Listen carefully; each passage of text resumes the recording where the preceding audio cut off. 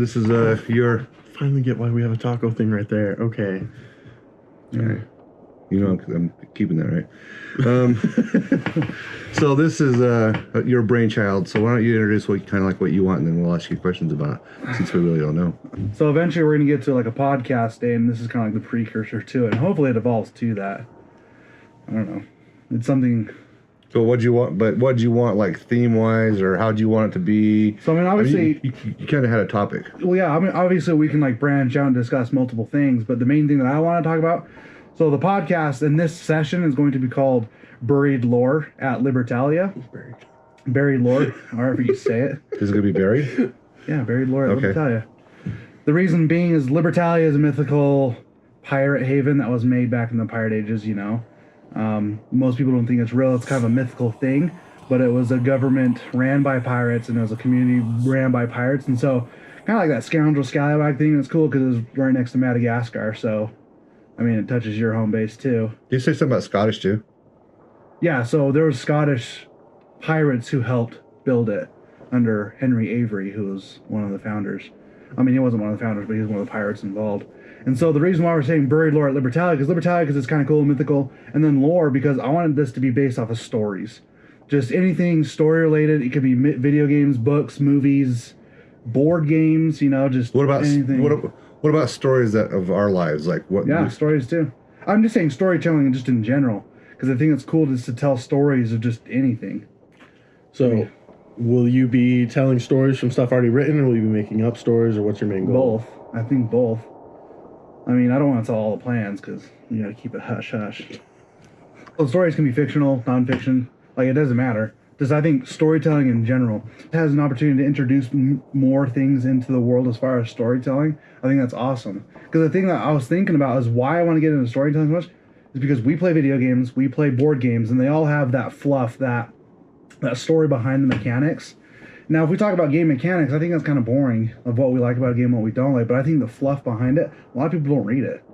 Only like the people who like truly enjoy the game really get into the lore. I mean, look at Warhammer 40K, for example. It's also complicated, so like, well, yeah, it's hard to like follow all the way back. So like something that one of our goals is probably going to be like to dig deep into it. Yeah, exactly. Yeah, because like look at Warhammer 40K. That genre has been going on for I don't know how long, since the 80s. Since a long time. And there's textbooks and textbooks and textbooks, literally textbooks that are 1,000 pages, you know, of just the lore. And who has the time to read it unless you've been there from the beginning, you know what I mean? So if we could just break it down in layman terms, I think the stories are really cool.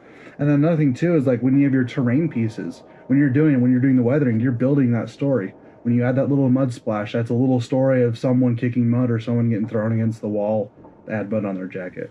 That was the main reason why I wanted to do storytelling, is because it's something that's not really out there.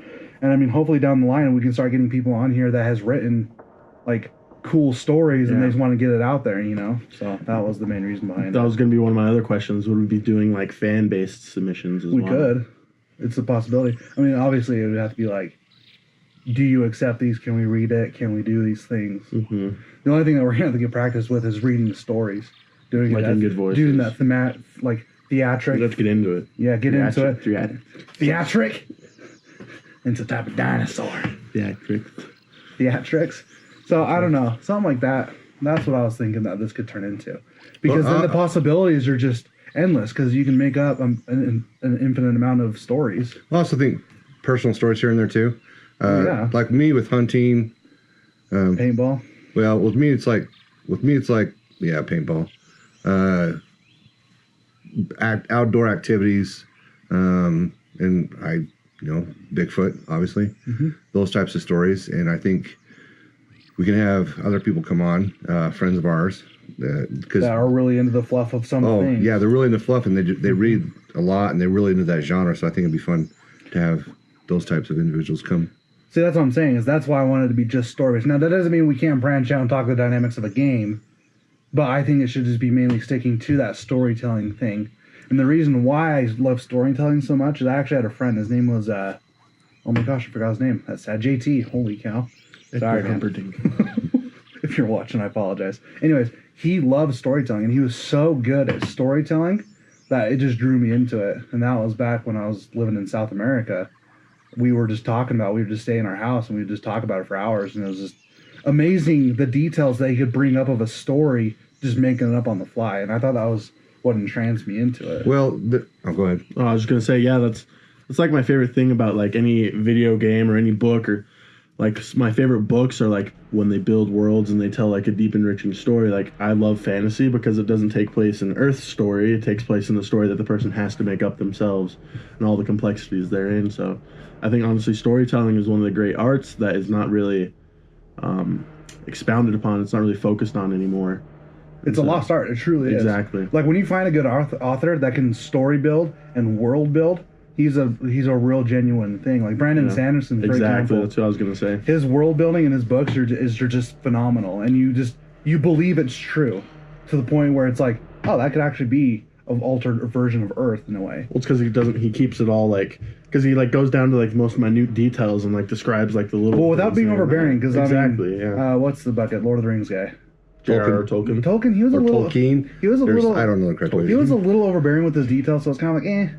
So I mean, there's that fine line. Don't get me wrong, he's a fantastic storyteller. Like he describes a rock for like a page, I think. Yeah, I can. Jake's gonna go missing because he's pissed off all the Tolkien fans. No, I love Tolkien. Don't get me wrong. I just couldn't get into his books. Man. It was so hard. But to be fair, though, I was a child when I read them. So.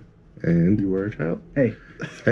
So one of the things that coincides with that, when we first started playing Frostgrave, we were still learning the rules, but we kind of gave our wizards backstories, and my wizard got thumped pretty hard in a game, and actually I rolled and she lost an eye, so I actually changed her name. Well, if you try to have those types of games, especially like a game like Frostgrave, where it is thing, because you have where you live, there's a potential for backstory. And if you write that and put that into it, then after a game that you play, you can add to that story. You can make that game a continuation of the story. And I think that would be fun. I think that would be cool because it would give you an opportunity to think beyond that. And you also mentioned my terrain pieces. That excuse me. That when I do a terrain piece, sometimes there's thought that goes into it, and other times I'm just doing it. Because my problem is with the terrain is I see something or I think of something, and for example, we went to southern Utah, and I see some things that are, could I make that in a miniature scale? Or I see a picture, or I see a location, or I see a hut. I go, can I build that? So I get those types of things that I want to do. But there is the type of situation like my row houses, for example, that I did put a little more thought into it, because one of the row house sections is like the garbage section. The individuals in this particular section throw garbage up on top of the roof because they're too lazy to take care of it. Where you'll see a dramatic change from one section to the next, where that section is a little bit cleaner, because those people care about it. So you can tie a little more upper class thing. Yeah, just they don't want to get diseases or whatever the case may be. But that's the thing, is you can Black Plague. Yeah, Black Plague. I wonder if that's or typhoid. Or typhoid. Yeah, but so those types of situations. So I think that's fun because there's a lot of things we can expound and move in, and my personal direction I would like to take sometimes is I have outdoor stories. Yeah. I think talking about some of the adventures that we've had, some of the things that we've had out in the outdoors is a story. And I think you tell those stories and you tell the thought process, and that goes into those types of things as well. I think that could be really fun. But for the most part, I'd like to keep it towards some of what you've already said. But yeah, that's what I'm saying, is that this has a lot of potential. I mean, excuse me. It's not gonna drink soda.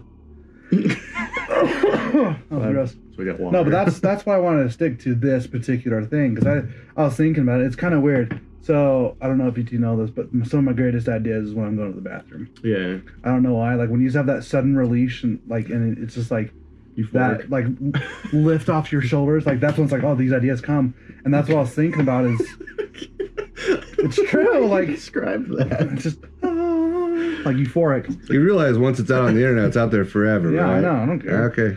But then this is another thing too that helps me with the story building aspect, is I listen to a lot of ambient music when I'm doing my job. So I do computer stuff. Wait, okay. No, You went from bathroom No, to ambient music. I was like, well, I listen to Rain I Fall. didn't know. I didn't know if But it was like, a theme. if I have like a certain thing in mind, like I have like a certain video game or movie, you literally type that into YouTube and then put ambient music or ambient sounds afterwards, and they've built this 3-hour long track that it's almost like you're just sitting in that world with nothing there. So I sit there and listen to it, and then my mind wanders because a lot of my stuff is just repetitive on the computer, you know, typing data entry or just whatever. So it's almost muscle memory to the point where I don't need to really pay attention. So I sit there and I listen to these ambient things, and these stories build up in my heads. I'm like, wow, that'd be so cool. The only thing that sucks about it is I'm a good storyteller as far as like oral is concerned. Like I can tell you the story really well, but as far as like writing it, I'm a terrible writer. I don't think I'll ever be good at it. I mean, I probably could if I practice. But like, I love storytelling, but I just couldn't convey it into a written thing. So I think this is good because then we can talk about it and we can build off each other. And you guys know me, I'm good at improv. I can come up with things pretty quick, and it's pretty sound most of the time. I'm not sound like an idiot. Well, the other thing too is being comfortable behind the camera, being comfortable in a situation like this. Which you're getting better at it. Well, I'll tell you what, I still don't like it. I really don't, because it's weird because, you know, I'm going to start adding bloopers to them because funny. I think it's funny to make fun of myself because I'll go to start a video and I'll start like, you know, 3 or 4 times. And that's like, all it is welcome. So that might be a challenge with us though, because I mean, with the podcast, you kind of want to keep that sense of fluidity of just flow, so you don't have a lot of cuts. So which can be kind of hard, but you can mask it though pretty good when you're doing from cut A to cut B on the certain cameras. Between cameras. Yeah, you could probably get away with it there. And so you might have to think about that when we're editing. But the other thing too is you just have to be mindful of that and mindful of the critique, and when you evaluate these sessions, that you evaluate yourself in a critique and try to improve and catch the little things you do, like saying and stuff.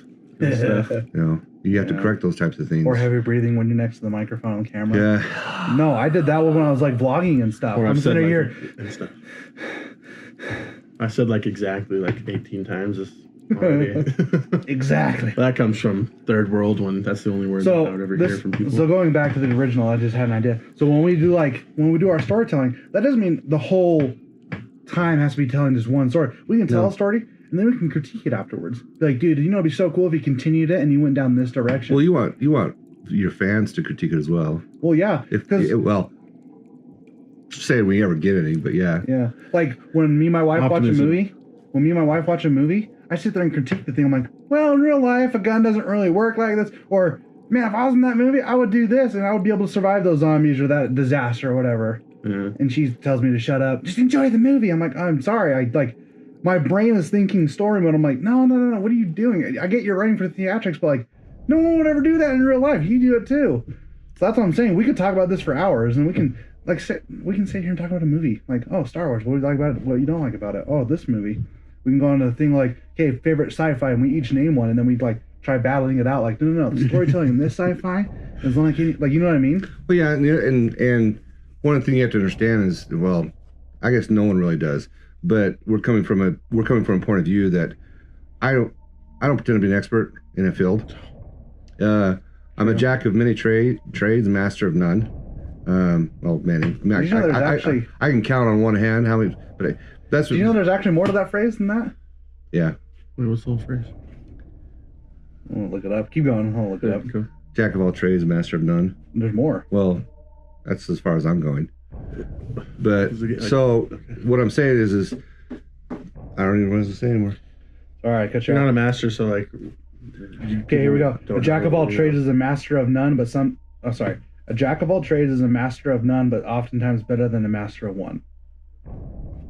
That's the full phrase. So you were saying we're not masters. Yeah, we're not masters of this, so they can't expect that's of us. Well, no, I'm just saying that. No, you'll get people who will correct you because that is their passion, and which is fine. That's fine. That's fine, and I'm open to that. It's just like when I do my hobbies and I do my tutorials. I'm open to that kind of thing because I want to grow and learn, but I also consider what I want out of something. And if I want just casual conversation and just evaluation amongst ourselves, and we're giving our point of view in our not attitude. Well, I guess it is attitude, in our personal opinions. Then that's different. Yeah, we're not going to claim to be experts. But I mean, because you can't really be an expert on storytelling. I mean, I guess you could be. There's an awards and things like that, but the story is whatever you want it to be. Yeah, I like this. I think it'll be fun. I think we'll have a good time, and I look forward to it. And this is our introduction, and to hopefully more and better things down the road. Cool Because I have lots of ideas. I just don't want to say them, you know. Right. Because I mean, proprietary things, and I just don't want to spoil it. I guess hype it up, and then be like, oh, it's not really gonna pan out. Well, there's some things that you're going to also think that would be cool, and then you guys are like, this sucks. Well, no, not just us. It's just people is just going to go, what? You think? That's fine. We might have those episodes. It's like with videos too. Yeah. You can have a really good video, like not to brag, but the very first video we had has 400 views, and we had 5 subscribers at the time. Yeah, which was really weird. Yeah, bizarre. But then you see our later videos where we have now 70. So I mean, we're still small, but it's not. You know what I mean? It's like, oh yeah, it's just you never know. And the thing is the reason why I'm doing tutorials and the things that I'm doing is because I love doing it. It's fun. And my mother was an art teacher for over 20 years, and she wanted to teach people how to do things. So they didn't have to reinvent the wheel. And her philosophy was that everybody could do art. And some people, it would take them longer to do art than others because there's talent and there's not talent. So someone's got to really work at it. But she showed me several artists who thought they could not do art, and they are making a living, and they have their own studios. And one of them's in Jackson Hole, and based off of art. So that kind of philosophy is the same type of philosophy I want to do this. I'm doing this because I want to, and it's fun. And same here. I have a good time. So if something happens, then great. But that's why I do it. Makes sense. I think if you go into it with a different attitude, you're gonna. I think if you go in with just a money-making attitude, people can tell, and they're like, he doesn't really care, you know. Well, you might turn into that. You might turn into that type of a person if you're not careful. Yeah, I won't. You don't know that. I do. Whatever. I'm already that type of person. All right. That's fine. Anyway, Have anything else you need to say about it? This is your brainchild. I think we just covered all the main points, honestly. We talked about what it's going to do, why the name. I think the name's pretty cool. That was a collaboration between most of us. Mm-hmm. Because you like pirates. I lived in I don't know why. I'm not in Madagascar for 2 this years. pirate phase. And you're Scottish. I guess we're Scottish too. you're Scottish too. Not as Scottish as you are. Yeah, we're mixed with Italian blood. And you're deluded. Whatever. We're deluded. I don't know. I think it just has a lot of potential. I mean, even if it doesn't go anywhere, I think it'd be cool just to see where it Well, I think goes. it's fun because I can look back at it that's why I edited the first game night video. It's 55 minutes long. It's choppy, but I want to be able to go back and look in 5 years and see what a paint night was. I just want to see what a paint night was like 5 years ago. Yeah. And so I edited that purely for me. Oh no, that's so true. Because when I was away, I would you'd email me with this one thing. You're like, yeah, we're doing this, and then 2 months later, you'd be like, yeah, we're not doing that anymore. Yeah, things have changed. Yeah. All right. Well, hope you guys enjoy it, and hope you join us for the ride. I think it'll be fun. I think it'll be the ride. The taco. Hopefully, BLAL, Below. That sounds. Buried Lore at Libertalia. Hopefully, it goes somewhere. I'm excited because I like storytelling. I like to tell stories because you know me, I exaggerate too. So. Yeah, you do. Well, until next time, we'll see you. Done. Make sure you like, comment, subscribe on YouTube. If you want to support us, you can support us at paypal.me/Platypus Scotsman or Patreon. Comment below if you have any suggestions you want to see as far as tutorials are concerned. Let us know, and hope you enjoy this and come back and have a good time. As always, links are in the description below. What was wrong with you?